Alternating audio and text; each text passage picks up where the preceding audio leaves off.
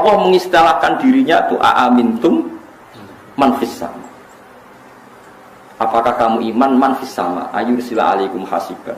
Yang jelas Allah resminya mengistilahkan zatnya itu man fis sama. Zat yang ada di langit.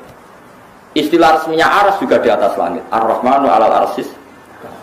Kemudian kita di internal Islam menjelaskan Allah itu tidak butuh tempat. Oke, benar itu. Karena tidak butuh tempat, Allah itu khalik, tempat itu makhluk. Tentu khalik tidak butuh makhluk. Ya seperti itu saja. Tapi kalau kamu bilang Allah nggak punya tempat, mesti orang masih ngejar. Lalu di mana? Pokoknya di mana-mana. Lu banyak. Malah bingung tapi. Wah pidato ini Pak Zaiduddin jadi NU gak di mana, gak kemana tapi di mana-mana. Bangunnya pangeran ke NU tapi gak kemana tapi di mana-mana. Itu jadi sekarang tuh kepikiran gara-gara anak-anak mulai ditaskek ya, ada ngalami diragukan dalam beragama. Semua eling balik ning Quran hadis. Istilah resmine Allah niku pokok istilah ning dhuwur. Kowe nak donga nggih menengadahkan tangan ke cara kowe di nasib piye-piye mbok sing ning dhuwur piye ra roh. Nang Jawa mbok sing ngecat lopok, malah pengiran kok ngecat barang repot meneh. Pokoknya sementing kowe nglapatno lafaz sing nunjukno takzim. Saya ulang lagi, sementing kamu mensifati Tuhan yang menunjukkan takzim. Ora sabuk mafhum kalau Tuhan di atas berarti bertempat, kalau bertempat berarti butuh tempat, kalau butuh tempat berarti ora istighna, berarti ora qiyamuhu. Iku ora kowe tau ngaji, Kang. Iki bakas wong ora tau ngaji. Senengane kok bakas sing jelimet-jelimet.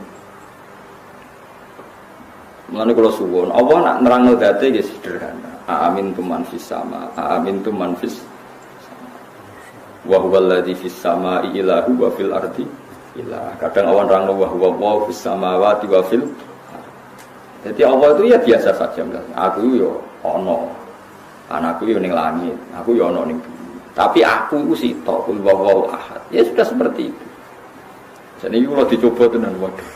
Kalau harus suwi ra kepikiran, kalau tauhid suaras. Kalau nebet kadane cak SMP wingi ya kepikiran juga. Allah itu di mana? Sekolah eling hadis bahwa ada amat ditanya Nabi untuk ngetes dia mukmin dah. Ketika ditanya aina Allah fa asyarat ila sama. Sama Nabi dibenarkan. Ya sama Nabi napa? Dibenarkan bahwa Allah itu di atas. Tapi kira usah mikir lalu Allah duduk di kursi. Kursinya itu dari singgasana gini, terus buleten itu serasa mikir. Nah Imam Ghazali lah mikir gampang. Aras itu diciptakan Allah, kursi juga diciptakan Allah. Kalau diciptakan berarti aras dan kursi yang butuh kudrohnya Allah, bukan kudrohnya Allah yang butuh kursi yang aras. Ya semua biasa wae, ora usah ribet. Aras masih kondange koyo ngono diciptakan, kursi yo diciptakan. Nah, bangsa di wis pokoke ya di itu objek. Daripada kemudian Allah ada di mana-mana terus cilik-cilik malah takut banyak, malah disimpul waduh repot bener. Kalau di mana-mana dia nyimpulane kalau gitu banyak. Malah repot meneh. Yo nek tak tahu malah bingung none. Allah ada di hati, bar saya malah repot meneh. Nah makanya Allah sekarang mensifati dirinya sanad Quran era sanad semacam-macam. Allah itu sapa? Zat yang menciptakan langit bumi. Allah itu siapa? Yang bikin bainal bahraini hajiz. Allah itu siapa? Yang yujibul muttarra idza da'a. Allah itu siapa? Yang wayaksifus su. Ya sudah seperti itu saja. Jadi menerangkan Allah itu terangkan lewat reputasi Tuhan atau ahwal ya atau af'alullah bahwa Allah itu yang menciptakan langit bumi yang ya sudah seperti itu. Hindari ngomong Allah sing mengarah ke hulul dan jihad bahwa Allah itu butuh tempat, butuh apa. Orang yang menyamakan Allah dengan manusia, macam mana Allah duduk di atas arsy, macam Ustaz Abdul Somad duduk di atas kursi. Kafir, bertentangan dengan dua ayat. Walam yakul lahu kufuwan ahad. Allah tak sama dengan apapun. Laisa kamitslihi syai'un. Allah tak sama dengan apapun. Lalu apa makna Ar-Rahman 'alal 'arsy istawa? Allah duduk di atas arsy. Kalangan salafus saleh mengatakan makna ayat ini, mereka tak mau jawab. Datang orang ke Imam Malik. Imam Malik, ya, apa makna Allah duduk di atas arsy? Al-istiwa maklum. duduk di atas kursi semua orang tahu. Wal kaifiyatu majhulah. Bagaimana Allah duduk di atas arsy tak ada orang yang tahu. Al imanu bihi wajib. Beriman kepada ayat itu wajib. Wasu'alu anhu bid'ah. Menanyakan tentang itu bid'ah. Wa kullu bid'atin dhalalah wa kullu dhalalatin finnar. Tapi anak sekolah kalau ditanya begini tak bisa. Pak Ustaz, apa makna ayat Allah duduk di atas arsy? Jangan tanya-tanya. Pak Ustaz, apa makna yadullah fawqa aydihim, tangan Allah di atas tangan mereka? Jangan tanya-tanya. Lama-lama dia bingung agamanya apa. Tak boleh ditanya isinya. Maka sebagian ulama mentakwil. Maka kalangan salaf itu dua. Satu mentafwid, serahkan sama Allah. Yang satu lagi mentakwil. Apa makna Allah duduk di atas arsy? Allah berkuasa. Itu yang dikatakan Imam Ali radhiyallahu anhu. Apa kata Ali? Innallaha khalaqal arsya. Allah menciptakan arsy izharan liqudratihi, untuk menunjukkan kuasanya. Walam yattakhizhu makanan li nafsihi, bukan untuk menyatakan tempat duduknya. Bapak Dr. Andus Haji Herman Abdullah MM duduk di atas singgasana wali kota selama 2 periode. Apakah maknanya dia duduk di atas kursi 10 tahun? Bukan, artinya dia berkuasa. Itu makna ayat itu. Jadi memahami ayat-ayat mutasyabihat dua. Yang pertama, serahkan maknanya pada Allah. Yang kedua, takwil. Adapun menyamakan Allah dengan makhluk, batil, tak boleh.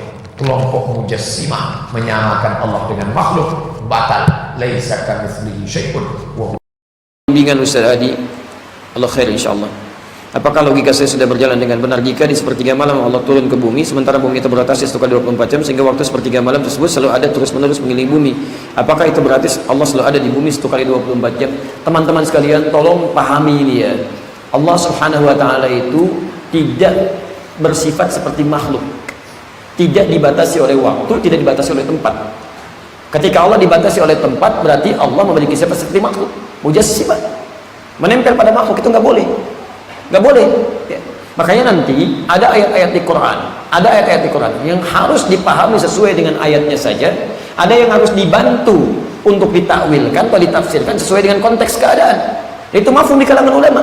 Tadi imam kita membacakan nasallaha fanasiyahum, mereka melupakan Allah maka Allah pun lupa dengan mereka.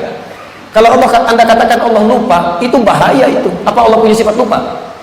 Kalau Anda katakan lupa, dosa Anda. Dosa besar itu menyebut Allah lupa, tidak sesuai dengan sifatnya. Maka diartikan dengan Allah mengabaikan mereka, itu takwil namanya. Ada ayat-ayat yang harus ditakwilkan, ada yang tidak perlu ditakwil. Ini bukan semua ayat Quran harus ditakwil, tidak. Ayat-ayat tertentu yang bisa dibawa ke konteksnya. Tapi kalau tidak perlu menggunakan konteks, diamkan ayatnya. Seperti Imam Malik, jangan ditanyakan sesuatu yang sudah jelas. Wasu'alu anha bid'ah, bersoal tentangnya bisa melahirkan bid'ah, malah terbayangkan macam-macam. Makanya saya katakan dalam beberapa hal tentang hadis yang sepertiga malam itu, ya ada yang mengartikan Allah turun ke muka bumi. Kalau Allah dikatakan turun ke bumi, Allah butuh tempat. Sama dengan makhluk. Makanya kita cari cara paling aman supaya orang nggak membayangkan. Nanti dia bayangkan lagi Allah turun ke bumi, bagaimana? Itu kan fatal akibatnya. Makanya kita berikan gambaran. Nah, itu ulama paham kok, ngerti. Biasa sekalipun ada khilaf di situ, tidak harus mengatakan di aliran ini, aliran itu. Masya Allah, ini Qadariyah, ini Jabariyah, ini macam-macam. Kenapa sampai repot-repot cari seperti itu?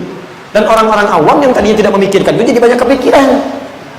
Ustaz Adi, apakah Anda Qadariyah? Bukan, saya Adi. Itu selesai. Nggak ada hubungan dengan itu, gitu kan? Jadi teman-teman sekali, kita mesti paham, lihat konteks. Itu ada dalam kalimat bahasa Arab itu. Kalau Anda belajar bahasa Arab, ada makna hakiki, ada makna majazi. Kapan itu dibawa ke ranah hakiki, kapan ke majazi?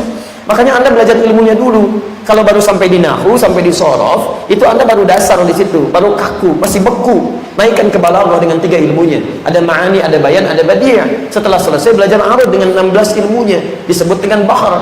Kalau 4 ilmu ini baru paham, baru kita mengerti, oh ini yang dimaksudkan takwil, ini yang tidak harus ditakwil, ini yang jelas maknanya. Makanya ketika Anda artikan tadi, jangan dibawa Allah turun ke bumi sehingga membutuhkan tempat. Ada tempat di situ. Yang dimaksudkan apa? Lihat penjelasan setelahnya.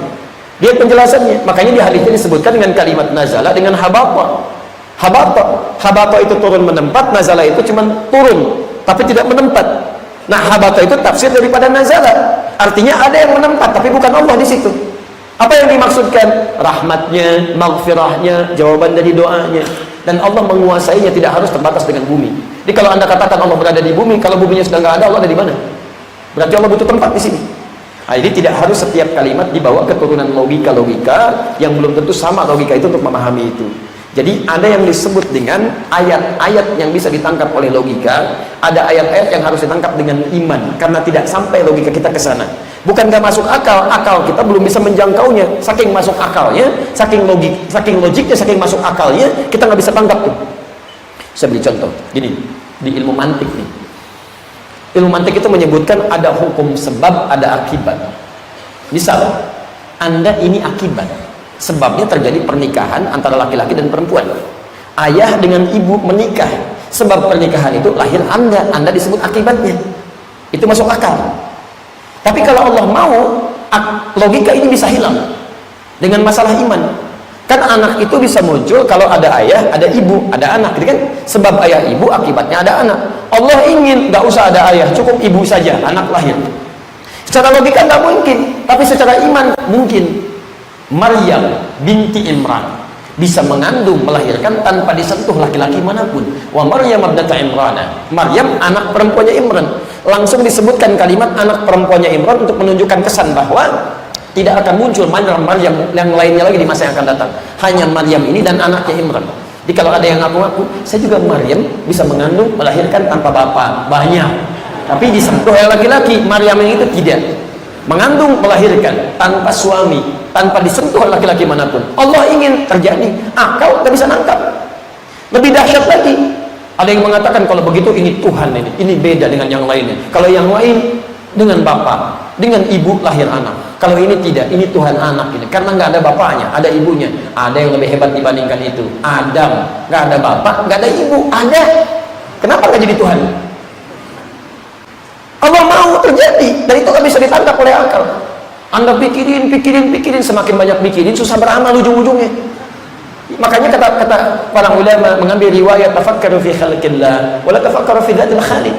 Lebih banyaklah bertafakkur pada makhluk Allah, pada amalan-amalan kita, pada segala yang bisa meningkatkan iman. Tapi yang sifatnya seperti ini jangan banyak dipikirkan, sehingga semakin banyak merenung, banyak logika, ujung-ujungnya malah salat susah, baca Quran enggak dan sebagainya, ya. Jadi untuk jawaban yang paling singkatnya, apakah Allah selalu berada di bumi dalam 1 kali 24 jam? Jawaban paling singkat, Allah tidak dibatasi dengan waktu. Ada menguasai semua alam. Entah itu bumi, entah itu langit, entah itu alam-alam yang lainnya. Ya, semuanya tidak terikat dengan waktu. Baik 24 jamnya lebih dan sebagainya. Jelas sampai sini?